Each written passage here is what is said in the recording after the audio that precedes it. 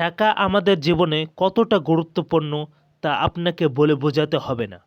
জন্মের পর থেকে মৃত্যুর আগ পর্যন্ত প্রত্যেকটা পদক্ষেপে টাকার প্রয়োজন রয়েছে। এজন্যই তো আপনি অনলাইনে সার্চ করেন কিভাবে খুব সহজে টাকা ইনকাম করতে পারবো।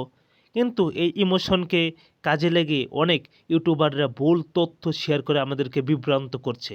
আমাদের এই ইমোশনকে কাজে লাগিয়ে তারা লোভনীয় থাম্বনেল তৈরি করে সেখানে ভুল তথ্য শেয়ার করে আমাদেরকে বিভ্রান্ত করছে। আজকে আমি সেই ভুল তথ্যের আড়ালে সত্যটা আমি ফাঁস করতে চাচ্ছি। তাহলে বলি শুনুন, টাকা ইনকাম যদি এতই সহজ হতো তাহলে আপনার মা বাবা, আমার মা বাবা আরও অনেক মানুষ এত পরিশ্রম করছে কেন? ফুটপাতে মানুষ শুয়ে খেয়ে কীভাবে? শীতে এত কষ্ট করছে কীভাবে? টাকা ইনকাম যদি এতই সহজ হতো, বলুন আমাকে।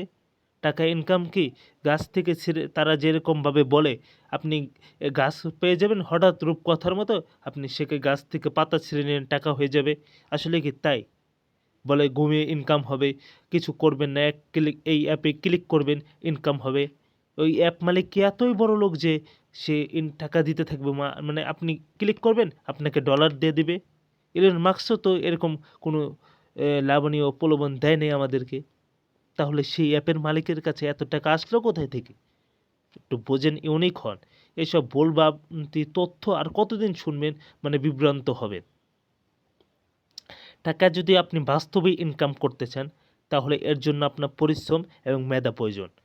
পরিশ্রম এবং মেধা ছাড়া আপনি কখনোই টাকা ইনকাম করতে পারবেন না। এজন্য এরকম লোভনীয় ভিডিও না দেখে আপনি একটা স্কিল কিংবা দক্ষতা শেখার চেষ্টা করুন, যাতে আপনি ইনকাম করতে পারেন। যখন আপনি একটা কাজের মধ্যে দক্ষ হয়ে যাবেন তখন আপনার টাকা নিয়ে টেনশন করতে হবে না এবং টাকা আপনার কাছে অটোমেটিক চলে আসবে আপনার সেই দক্ষতা অনুযায়ী। আমি আর নিজেও এখনও সে পর্যায়ে যেতে পারিনি, আমার জন্য দোয়া করবেন। আর ইউনিক হন, এই সমস্ত লোভনীয় প্রলোভন ভিডিও আর দেখেন না। আমিও অনেক বোকা ছিলাম, এরকম হাজারটা ভিডিও উপরে আমি দেখেছি, এই জন্য শেয়ার করছি। এবং অনেক অ্যাপের আমি প্রতারণার শিকার হয়েছি। আপনিও কি জীবনে কোনো প্রতারণার শিকার হয়েছেন এমন কোনো অ্যাপের মাধ্যমে? তাহলে একটু কমেন্টে বলবেন, তাহলে আমি জানতে চাই। আমি এই পর্যন্ত কমপক্ষে 10,000 টাকার মতো বিভিন্ন জায়গায় প্রতারণার শিকার হয়েছি।